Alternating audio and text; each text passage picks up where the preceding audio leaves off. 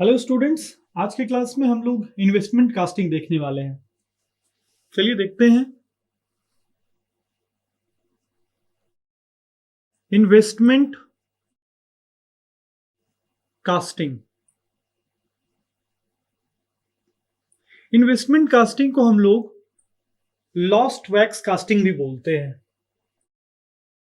इसे हम लोग लॉस्ट वैक्स कास्टिंग भी बोलते हैं। इसका प्रिंसिपल होता है कि हमें मेटल का मोल्ड चाहिए होता है कास्टिंग शेप का। तो सबसे पहले अगर हमको इसमें कास्टिंग प्रिपेयर करनी है तो सबसे पहला स्टेप ये होता है कि हम लोग एक मोल्ड लेते हैं। मोल्ड फ्लास्क लिए और जैसा हमको फाइनल कास्टिंग बनाना है, मान लीजिए ऐसा हमको फाइनल कास्टिंग बनाना है, तो ऐसा हमने एक कैविटी तैयार किया। ठीक है, इस कैविटी में हम लोगों ने वैक्स पुट कर दिया, वैक्स पोर कर दिया, मोल्टेन वैक्स। अब इस कैविटी में क्या आया है? इस कैविटी में मोल्टेन वैक्स आया है। मोल्टेन वैक्स, वैक्स को हम लोगों ने पोर किया यहां पे, मोल्टेन वैक्स को, और हम लोगों ने उसको सॉलिडिफाई होने के लिए छोड़ दिया। जैसे ही ये वैक्स हमारा सॉलिडिफाई हो गया, उसे हम लोग बाहर निकाल लेंगे। तो नॉर्मली ये जो वैक्स रहेगा एक पैटर्न की तरह हम इसे फिर ट्रीट करेंगे। तो वैक्स को हम लोगों ने आफ्टर सॉलिडिफिकेशन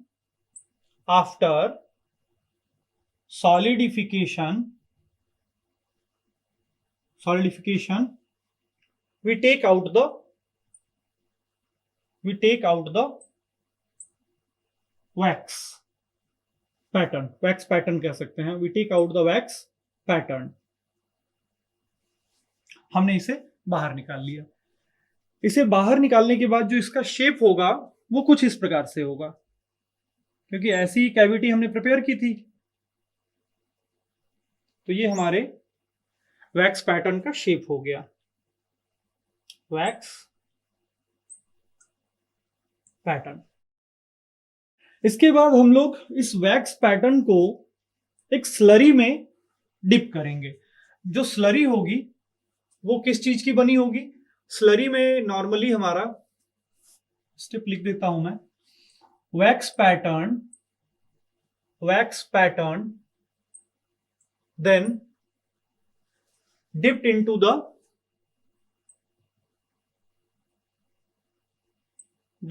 the स्लरी। ये जो स्लरी होगा ये सॉलिड्स होते हैं जो कि हम लोग लिक्विड में डिसॉल्व करते हैं। तो ये होगा नॉर्मली आपके सिरेमिक पार्टिकल्स होंगे, सिरेमिक पार्टिकल्स, और सिरेमिक पार्टिकल्स के साथ हम लोग इसमें सोडियम सिलिकेट ऐड करेंगे, सोडियम सिलिकेट, और इसकी मदद से हम लोग एक स्लरी तैयार करेंगे। तो मान लीजिए ये हमारी स्लरी है। एक बॉक्स ले लेते हैं, इस बॉक्स में हम लोग स्लरी प्लेस कर देते हैं और स्लरी में हम लोग अपने वैक्स पैटर्न को पुट कर देते हैं। तो मान लीजिए यहां पे पूरा स्लरी है, स्लरी से ये बॉक्स भरा हुआ है, इसमें हम लोगों ने अपने वैक्स पैटर्न को डाल दिया। ये क्या है हमारा? ये हमारा स्लरी है। वैक्स पैटर्न को डाल दिया। उसके बाद जब इसके आउटर सरफेसेस पे ये स्लरी वाला पार्ट पूरा चिपक गया, तब हम इसको बाहर निकाल लेंगे। तो चलिए हम इसको अब बाहर निकाल लेते हैं। अब हमारा जो वैक्स पैटर्न था उसको हम लोगों ने बाहर निकाल लिया। ये हमारा वैक्स पैटर्न है और इसके बाहर वाले सरफेस पे ये हमारा स्लरी है, यानी वेट कंडीशन में है। ये बाहर वाले पोर्शन पे, आउटर सरफेस पे स्लरी है। क्या है ये? स्लरी। अब इसके बाद हम लोग इस वैक्स पैटर्न पे हम लोग सिलिका सैंड या जिरकॉन सैंड का छिड़काव करते हैं। हम लोग स्प्रे करते हैं इस पे। क्या? इस पे हम लोग फिर थ्रो करते हैं सिलिका सैंड या जिरकॉन सैंड। जब हम सिलिका सैंड और जिरकॉन सैंड इस पे छिड़काव करते हैं तो वो आकर के सैंड इस पे चिपक जाता है, इसके साथ स्टिक हो जाता है, हमारा सैंड आकर के इस पे स्टिक हो जाता है। तो जो इनर सरफेस होते हैं उसमें फाइन ग्रेन्स होते हैं और जो आउटर सरफेस होता है इस पैटर्न वैक्स पैटर्न का उसमें कोर्स ग्रेन्स होते हैं। तो सैंड के छिड़काव को, सैंड के स्प्रे करने की प्रक्रिया को हम लोग स्टुकोइंग बोलते हैं। तो जो सैंड का जो छिड़काव करते हैं, सैंड को जो हम स्प्रे करते हैं, उस प्रोसेस को हम लोग स्टुकोइंग कहते हैं। STUCCOING।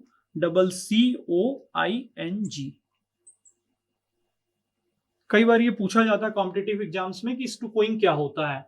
तो स्टुकोइंग एक प्रकार का कोटिंग होता है। कोटिंग होता है किस चीज का? सैंड का कोटिंग होता है कहां पे?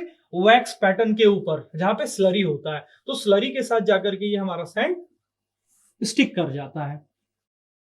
नॉर्मली जो ये स्टुकोइंग प्रोसेस हुई है इसे हम लोग रिपीट करते हैं। कैसे? अभी हमारा क्या हुआ कि यहां पे सैंड का एक पूरा लेयर बन गया, सैंड का एक पूरा लेयर यहां पे बन गया है, लेकिन हमें जो थिकनेस चाहिए, मान लीजिए हमें थिकनेस लगभग चाहिए होती है,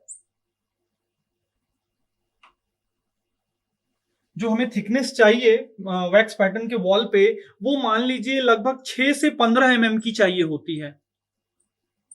6 से 15 mm की चाहिए होती है।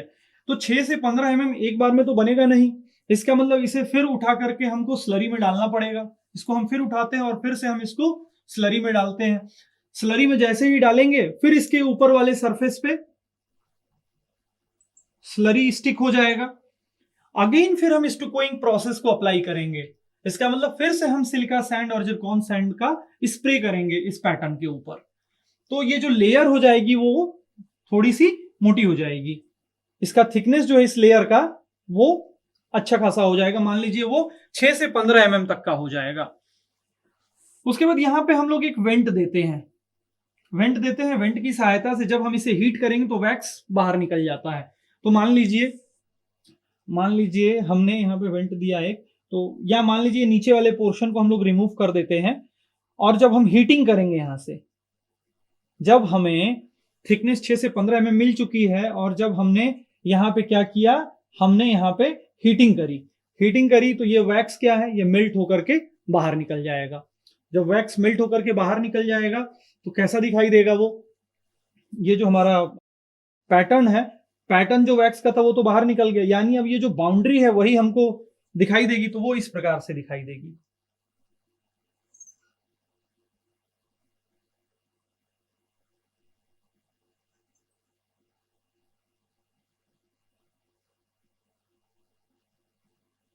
वो इस प्रकार की रहेगी। और ये जो वॉल एक क्रिएट हो गया या जो एक स्ट्रिप टाइप का जो थिकनेस क्रिएट हो गया है यहाँ पे, ये लगभग 6 से 15 mm का रहेगा। ये जो थिकनेस है यही हमको फाइनली प्राप्त करनी थी। किसकी थिकनेस हो गई ये हमारे सैंड की थिकनेस हो गई। ये सैंड से ये पूरा जो शेप बना है ये हमारे सैंड से बना हुआ है। यानी फाइनली अब हमें कोई भी मेटल मेल्ट करके अगर हमें उसकी कास्टिंग बनानी है तो फाइनली इसमें हम इस पर्टिकुलर सेक्शन में इसको हम लोग अपसाइड डाउन उल्टा कर देंगे। उसके बाद इस सेक्शन में हम मोल्टेन मेटल को पोर करके, इस सेक्शन में हम मोल्टेन मेटल को पोर करके किसी भी पर्टिकुलर मटेरियल का हम लोग फाइनल कास्टिंग तैयार कर लेंगे। अच्छा, किसी भी मेटल को मेल्ट करने के पहले थोड़ा सा इसकी प्री हीटिंग कर देते हैं हम लोग।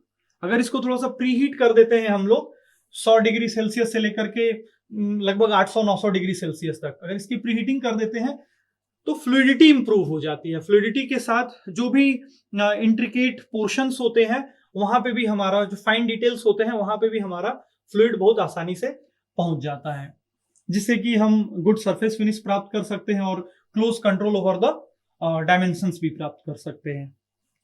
एडवांटेजेस देखते हैं इन्वेस्टमेंट कास्टिंग के। What are the advantages?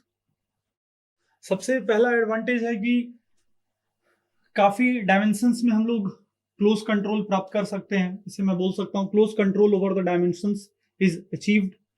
Second है बहुत अच्छा सरफेस फिनिश हमको प्राप्त होता है, सरफेस फिनिश इज गुड। उसके बाद very fine details can be achieved, बहुत फाइन डिटेल्स जो होती हैं वो भी हम अचीव कर सकते हैं। इसके बाद जो प्रोडक्ट मिलता है इन्वेस्टमेंट कास्टिंग में, उसमें मशीनिंग की कोई आवश्यकता नहीं होती है, इसका मतलब नो मशीनिंग इज नीडेड। सो ये सारे हमारे एडवांटेजेस हो गए। अगर हम डिसएडवांटेजेस की बात करें, क्या डिसएडवांटेजेस हैं, तो इसमें हम लोग 5 किलोग्राम से ज्यादा की कास्टिंग नहीं प्रोड्यूस कर सकते हैं। 5 किलोग्राम इसका मैक्सिमम कैपेसिटी है।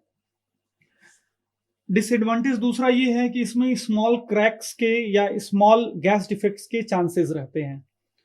एक्सपेंसिव भी है ये, इट इज एक्सपेंसिव। क्यों एक्सपेंसिव है? क्योंकि काफी नंबर ऑफ स्टेप्स इसमें एप्लीकेबल होते हैं, इन्वॉल्व होते हैं। मोर नंबर ऑफ स्टेप्स के कारण ये एक्सपेंसिव प्रोसेस हो जाता है। ज्यादा नंबर ऑफ स्टेप्स हैं, इसका मतलब टाइम कंजम्पशन भी ज्यादा होता है, यानी ये टाइम कंज्यूमिंग प्रोसेस है, टाइम कंज्यूमिंग इसमें ज्यादा होता है, या टाइम कंज्यूम इसमें ज्यादा होता है।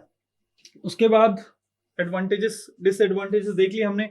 अब एप्लीकेशंस की बात करते हैं, क्योंकि कोई भी कास्टिंग अगर हम पढ़ते हैं तो सबसे इंपॉर्टेंट होता है एप्लीकेशन, कि कहां उसे हम लोग यूज कर रहे हैं। तो सबसे इंपॉर्टेंट इन्वेस्टमेंट कास्टिंग का एप्लीकेशन है कि ये गैस टरबाइन की ब्लेड्स बनाने में इस्तेमाल होता है। गैस टरबाइन ब्लेड्स, जो भी गैस टरबाइन की ब्लेड्स होती हैं वो इन्वेस्टमेंट कास्टिंग से बनती हैं। उसके बाद टर्बो चार्जर्स के इंपेलर्स भी बनते हैं इससे। इंपेलर्स ऑफ टर्बोचार्जर्स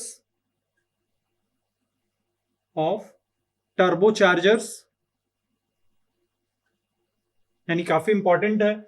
उसके बाद इन्वेस्टमेंट कास्टिंग हम लोग ऑर्नामेंट्स में भी यूज करते हैं, कुछ पर्टिकुलर ऑर्नामेंट्स बनाने के लिए, जेवर ऑर्नामेंट्स।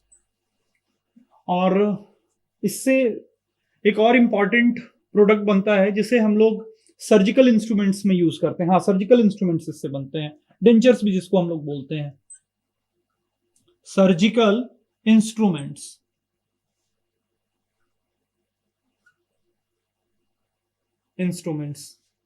डेंचर्स में भी यूज होता है ये। डेंचर्स मतलब टीथ से रिलेटेड कोई अगर हमको छोटी मोटी मशीन बनानी है,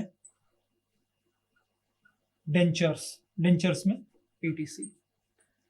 तो ये हमारे इन्वेस्टमेंट कास्टिंग का एप्लीकेशन हो गया, gas turbine blades, impellers of turbochargers, ornaments, surgical instruments, etc. So that's all for today's class. Thank you.